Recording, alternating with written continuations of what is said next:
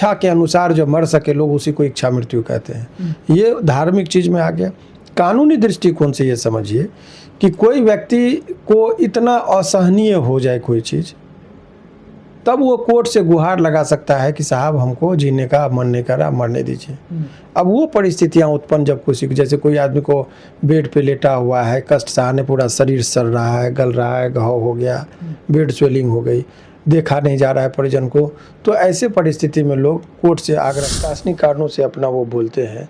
लेकिन देखिए जिस तरीके से जब अंग्रेज का हुकूमत था तो काला पानी की सज़ा को बड़ा लोग डर जाता था, कपकपा जाता। काला पानी जो है का सज़ा अलग द्वीप पर भेज दिया जाता था जहां अपने आप को नहीं मिलेंगे, एकदम कोई दूर दूर तक नहीं मिलेंगे। आरजेडी बाहुबली विधायक रीतलाल यादव ने जज साहब के सामने इच्छा मृत्यु की मांग की है। शिवनंदन भारती सर है, इनसे हम बात करेंगे कि इच्छा मृत्यु क्या होता है। सर आप थोड़ा बताइए। इच्छा मृत्यु का मतलब ये सामान्यतः होता है कि जब आपको इच्छा हो तब आपकी मृत्यु हो जाए। ये शब्द का जो आया था तो आप महाभारत में भीष्म पितामह को इच्छा मृत्यु का वरदान प्राप्त था, वहीं से ये कंसेप्ट को समझिए कि जब उनको बाण से देखे होंगे कि लगा हुआ है लेटे हुए, तो मर जाता है। 1 से 2 बाण में लोग मर जाएंगे, लेकिन उनको हजारों बाण लगे लेकिन फिर भी पड़े हुए थे। तो वो क्यों? तो जिसको मौत पर जो अपनी इच्छा के अनुसार जो मर सके लोग उसी को इच्छा मृत्यु कहते हैं। ये धार्मिक चीज़ में आ गया। कानूनी दृष्टिकोण से ये समझिए कि कोई व्यक्ति को इतना असहनीय हो जाए कोई चीज़, तब वो कोर्ट से गुहार लगा सकता है कि साहब हमको जीने का मन नहीं कर रहा, मरने दीजिए। अब वो परिस्थितियाँ उत्पन्न जब किसी को, जैसे कोई आदमी को बेड पे लेटा हुआ है, कष्ट सहने, पूरा शरीर सड़ रहा है, गल रहा है, घाव हो गया, बेड स्वेलिंग हो गई, देखा नहीं जा रहा है परिजन को, तो ऐसे परिस्थिति में लोग कोर्ट से आग्रह करता है कि हुजूर हमको मरने दिया। बोलिएगा कि पूछ के क्यों मरना?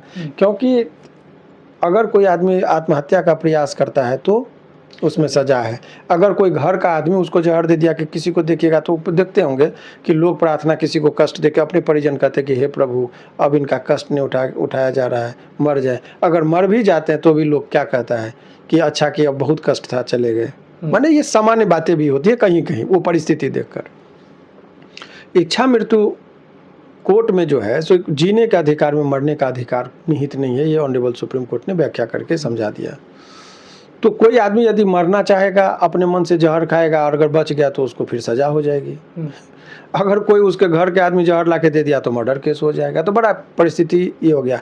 लेकिन कुछ खास ऐसी परिस्थितियाँ होती हैं जहाँ मौत के लिए ही लोग कामना करने लगते हैं, लेकिन मौत इतनी आसानी से आता नहीं है।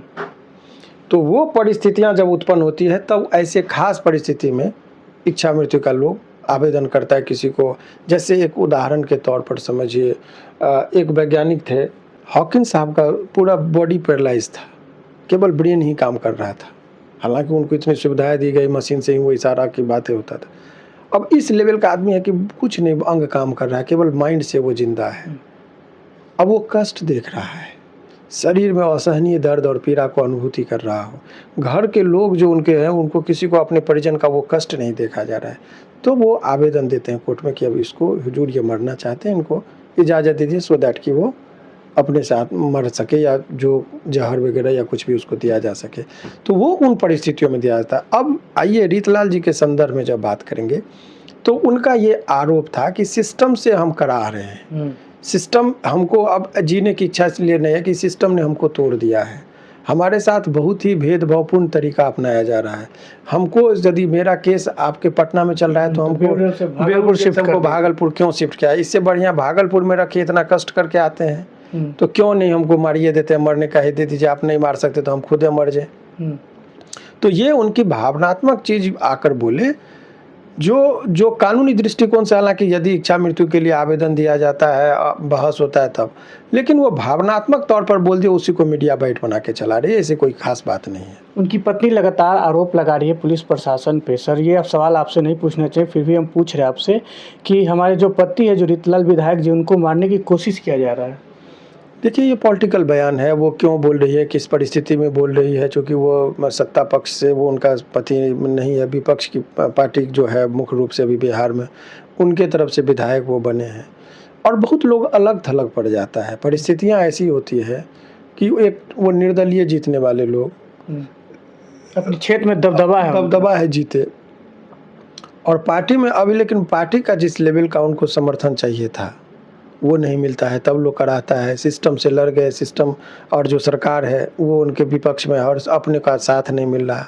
तो वही वो एक कहानी था, एक पीड़ा थी कि किसके लिए हम के वो साथ नहीं, सरकार से तो टकरा गए, तो सरकार तो ऐसे भी हमको दुश्मन बना, लेकिन जहाँ पर जिस उम्मीद से अपने जो हैं वो भी गैर हो रहे, इससे बेहतर है कि मर जाए, वो एक पीड़ा थी जिसको उन्होंने एक्सप्लेन किया है। सर, रीतलाल यादव जी को पटना के जेल से भागलपुर शिफ्ट कर दिया, इसमें भी कुछ खेला है क्या? देखिए ये पटना में केस था। नहीं वही चीज़ करे, खेला नहीं, वो प्रशासनिक कारणों से अपना वो बोलते हैं। लेकिन देखिए जिस तरीके से जब अंग्रेज का हुकूमत था तो काला पानी की सज़ा को बड़ा लोग डर जाता था, कप आ जाता। काला पानी जो है का सज़ा अलग द्वीप पर भेज दिया जाता था जहां अपने आप को नहीं मिलेंगे, एकदम कोई दूर दूर तक नहीं मिलेगा। बेउर समय क्या कि आपको मुलाकात हो, चूँकि ईजिली था, अपना मुलाकाती में भी चले जाते। भागलपुर तो प्लान करके जाना पड़ेगा, तो यही अलग थलग पड़ जाता है। इसीलिए भागलपुर को लोग नाम पर थोड़ा ये घबराए हुए, और कोई बात नहीं है। बहुत बहुत धन्यवाद। रीतलाल यादव ने जज साहब के सामने इच्छा मृत्यु की मांग की। इसी सब मुद्दे पर हमारे साथ बात करने के लिए थे शिवनंदन भारती सर। इनकी बातों से कितने सहमत है, असहमत है, अपनी प्रतिक्रिया नीचे कमेंट से साझा करें।